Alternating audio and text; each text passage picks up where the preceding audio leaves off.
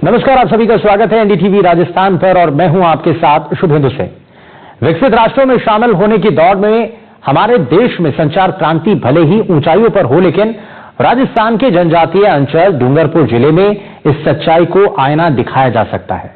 राजस्थान और गुजरात की सरहद पर बसे डूंगरपुर जिले के चारवाड़ा और बलवानिया ऐसे गांव हैं जहां आजादी के इतने सालों बाद भी 5G तो दूर की बात है, मोबाइल फोन का नेटवर्क भी पहुंचाने में तमाम सरकारें नाकाम रही हैं और इस वजह से लोगों को परेशानियों का सामना करना पड़ता है। इसी को लेकर देखिए हमारी रिपोर्ट।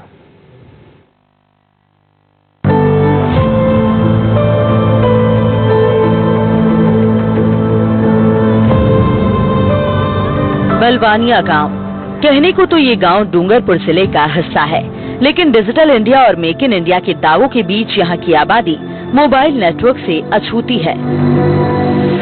करीब 5000 की आबादी वाले इस गांव के लोगों के पास मोबाइल फोन तो बड़ी संख्या में है, लेकिन मोबाइल कंपनियों की बेरुखी की वजह से यहाँ नेटवर्क लापता है।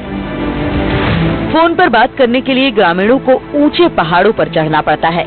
इसके बाद पहाड़ पर इधर उधर घूमकर नेटवर्क की तलाश करनी होती है। बड़ी मुश्किल से नेटवर्क मिल भी गया तो बात करते हुए कब ओझल हो जाए इसकी कोई गारंटी नहीं। मोबाइल नेटवर्क की तलाश में राशन डीलर को भी ऊंचे पहाड़ों पर चढ़ना पड़ता है, तब जाकर पोज मशीन में बायोमेट्रिक की प्रक्रिया हो पाती है। ऐसे में राशन के लिए कतारें डीलर केंद्र पर नहीं बल्कि पहाड़ पर लगती है। किस तरह की समस्या आती है आपके गांव में? मेरा यहाँ से 1 किलोमीटर घर दूर है और वहाँ से मेरी कोई पहाड़ी नहीं है। इधर एक पहाड़ी है स्कूल के पास, उधर चढ़कर बात करनी पड़ती है। वहाँ भी सही तरह से बात नहीं हो रही है और यही कहना है, ज्यादा कहना नहीं है मेरे को। और आपके किस तरह की समस्या है ई मित्र को लेके? या ई मित्रों को तो यहाँ टावर आता नहीं है, हमको जाना पड़ता है बाजार में। ई मित्र वाला गाँव में है नहीं, अगर टावर होता तो इधर गाँव में ई मित्र वाला होता, इसलिए हम उधर ज्यादा नहीं तो, लेकिन यहाँ से 15-20 किलोमीटर ई मित्र वाले के पास जाना पड़ता है। हमारे इधर नेटवर्क की समस्या है, नेट नहीं आता है, इसलिए हमको यहाँ से करीबन 15 किलोमीटर दूर जाना पड़ता है।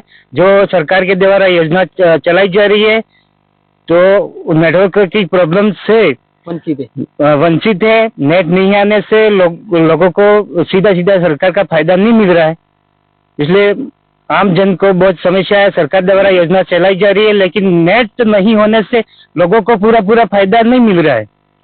फायदा लेने के लिए जाते बाहर तो बहुत समस्या होती है, इसलिए लोगों द्वारा पूरा फायदा। आपके गांव में यहाँ कितने किलोमीटर तक के लिए नेटवर्क की पूरे गांव में तो वो बात सही है, लेकिन 6 किलोमीटर की परिधि में भी नेटवर्क नहीं आ रहा है। और सरकार द्वारा जो योजना चलाई जा रही है उसके बाद में सरकार द्वारा जो कैंप लगाए जाते हैं तो वो कैंप नहीं के बराबर होते हैं, क्योंकि इधर नेट की समस्या है। नेट नहीं होने से लोगों को पूरा फायदा नहीं मिल रहा है। हमारे यहाँ की बहुत सारी समस्या है, नेटवर्क नहीं आता, इसलिए राशन डीलर भी बहुत परेशान है, सही टाइम से वो ऑनलाइन नहीं कर पाता है। और इसके बाद में हमारे यहाँ बहुत सारी समस्याएं, टावर नहीं आता है, पहाड़ पे चढ़कर में वो फोन पे कहीं बात करनी पड़ती है। और हमारे लोगों को यहाँ बलवानिया ग्राम पंचायत में बहुत सारी समस्या है। समस्या यह है कि ऑनलाइन सिस्टम ही नहीं चलता है यहाँ, इसीलिए हमारी बहुत सारी समस्या है। पहाड़ के ऊपर जाना पड़ता है, जब जाके वो भी बड़ी मुश्किल से नेट आता है, न जाता न आता, सही तरीके से बात नहीं होता है।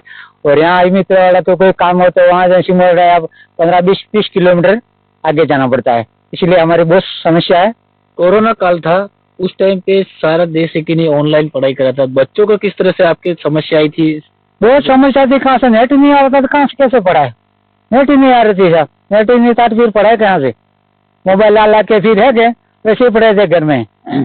तो किससे पढ़ाई करते थे घर पे? ऐसे बस किताबें लेके, मोबाइल दिया सरकार ने, मोबाइल से पढ़ो तो कहाँ से पढ़े? नेटवर्क नहीं आ रहा तो पढ़े कहाँ से? ये हमारा नुकसान है। वो तो आग आ ही नहीं पाती है तो इसके पहले मर जाता है, ये समस्या है। और कहीं डिलीवरी के लिए फोन करते हैं तो भी कहीं 108 नहीं आती है, यानी हॉस्पिटल या बीमारी के लिए यहाँ टावर नहीं है तो सभी डॉक्टर को फोन करके बुलाते हैं, वो भी नहीं आ सकता है। इसके लिए बहुत समस्या है टावर की, यहाँ टावर आता ही नहीं है। बोल रहे हैं कि सरकार बोल रही है कि सारे इंडिया में नेटवर्क, हमारे यहाँ तो 0 पे कोई नेटवर्क ही नहीं आ रहा है। ऑनलाइन सिस्टम सरकार ने कर रखी है, लेकिन हम यहाँ के नेट है जो वो हाजिरी लेके फिर बहुत दूर पहाड़ पे जाते हैं तो लगभग 15 दिन का मुश्किल होता है, उसमें 8 दिन भर सकते हैं, ज़्यादा दिन भर, क्योंकि ऑनलाइन सिस्टम है तो हाजिरी पूछते कैसे, ऑनलाइन होती है नहीं हाजिरी। ग्रामीणों का दर्द यही खत्म नहीं होता। किसी के बीमार होने या दुर्घटना होने पर पुलिस और एम्बुलेंस को सूचना देने के लिए भी ऊंचे पहाड़ों पर चढ़ना और उसी प्रक्रिया से गुजरना यहाँ के लोगों की नियति बन चुका है। ऐसे में साफ है कि स्वास्थ्य महकमे की 104 और 108 एम्बुलेंस सुविधा हो या फिर पुलिस की 100 या 112 डायल का बंदोबस्त, तमाम सेवाएं यहाँ के लोगों के लिए दूर की कौड़ी साबित होती हैं। कोरोना काल में जब देश भर में बच्चों की पढ़ाई मोबाइल से करवाई जा रही थी, तब भी इस इलाके में मोबाइल नेटवर्क न होना बच्चों के भविष्य पर सवाल खड़े कर रहा था। आज भी बिजली गुल हो जाए तो ऑनलाइन शिकायत करना बड़ी चुनौती है। ऐसे में बिजली सप्लाई बहाल होना कितना मुश्किल होगा, इसका अंदाजा भी नहीं लगाया जा सकता।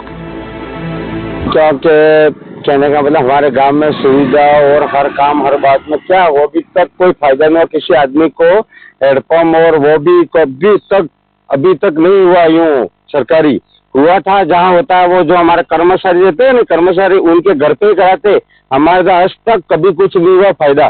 कहने का मतलब आज तक नहीं हुआ, नहीं होता है ना, हम गरीब आदमी पिछड़े पद में पड़े हुए हैं। आज तक जो बड़े हैं उनके हिसाब से होता है ऐसा। वो पार्टी हर पार्टी आती है, पार्टी बनाने वाले अपने ही है, कहने का मतलब, पर उनके हिसाब से काम करते हैं। तो वो मेरे तो ये रिक्वेस्ट है वास्ते के हर घर पे गरीब है, उसकी मजबूरी के लिए काम करो और इसके लिए सचेत रहो, तो इसमें अच्छा रहता। तुम्हारे नेटवर्क चालू कर देंगे, वो कर देंगे, और तुम्हारे कुछ काम है हम कर देंगे, लेकिन काम कुछ होता नहीं है। तो आपने कभी कि नहीं जनप्रतिनिधि को बताया या कि नहीं सरकारी कि नहीं कलेक्टर को इस बारे में? हमने जनप्रतिनिधि को भी बताया, लेकिन वो जीतने के बाद आता भी नहीं है इधर, तो कैसे बताएंगे। गांव में मोबाइल नेटवर्क न होने से एक भी ई मित्र केंद्र संचालित नहीं हो पाते। ऐसे में ये साफ है कि ई मित्र आधारित सैकड़ों सेवाएं हासिल करने के लिए लोगों को 15 किलोमीटर दूर गेजी या कारावाड़ा गांव तक जाना पड़ता है, जो काफी मुश्किल काम है। ऐसा नहीं है कि ग्रामीणों ने इसके समाधान के लिए आवाज नहीं उठाई, लेकिन हर बार चुनावी मुद्दा तो बनता है। पर चुनाव जीतने के बाद इस बीहड़ की सुध लेने कोई जनप्रतिनिधि लौटकर तब तक नहीं आता जब तक अगली बार वोट मांगने की जरूरत न पड़े। भोली भाली जनता वोट देकर हमेशा खुद को ठगा सा महसूस करती है। अब देखना होगा कि इस 7 किलोमीटर में रहने वाली आबादी की आवाज डिजिटल इंडिया के शोर में शामिल होती है या उसमें दबकर कहीं खो जाती है। इनकी समस्या सुनी, इनके यहाँ पे इतनी सारी समस्या है कि भाई लोग कि नहीं, जैसे कि किसी का एक्सीडेंट हो जाए तो पानी पिलाने के लिए भी कि नहीं उनको 2-2 किलोमीटर दूर जाना पड़ता है, और कि नहीं नेटवर्क कि नहीं 108 एम्बुलेंस को बुलाना है तो 2 किलोमीटर जाके पहाड़ पे चढ़ के इनको फोन करना पड़ता है, तब जाके एम्बुलेंस आती है। और कि नहीं अगर कहीं ई मित्र का काम है तो उनको 15 किलोमीटर दूर जाके कि नहीं वहाँ पे ई मित्र का उनका जो भी है कि सरकार की योजनाओं का जो राशन कार्ड है या कुछ भी है उसको लेकर भी है कि इनकी कई सारी परेशानियां है। बच्चे को जो पढ़ाई के नहीं कोरोना के टाइम पे जिनको सरकार ने कहा था कि ऑनलाइन पढ़ाई करेंगे, तो उनको बच्चों को भी पढ़ाई नहीं हो पाई कोरोना में।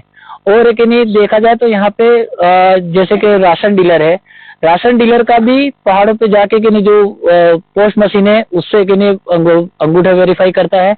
और लोगों ने यही बताया कि भाई हमारे जैसे कि यहाँ 6 किलोमीटर अंदर जो बलवनिया गांव है वहाँ पे कहीं पे भी नेटवर्क नहीं आता है, और ऊंचे पहाड़ों पे जाके नेटवर्क के लिए कोई जो हमारे मिलने वाले हैं या कोई कि नहीं डॉक्टर है या कोई कि नहीं पुलिस प्रशासन है या किसी तरह की भी समस्या हो तो उसको लेकर भी हमको पहाड़ पे जाके कि नहीं नेटवर्क आता है तो हमको कॉल कर पाते हैं, नहीं तो हमको यहाँ पे नेटवर्क का जो इशू है इसकी वजह से हमको बहुत सारी समस्याओं का सामना करना पड़ता है। ये थी बलवनिया गांव की समस्या नेटवर्क को लेके। परवेज जैन, NDTV राजस्थान, डूंगरपुर।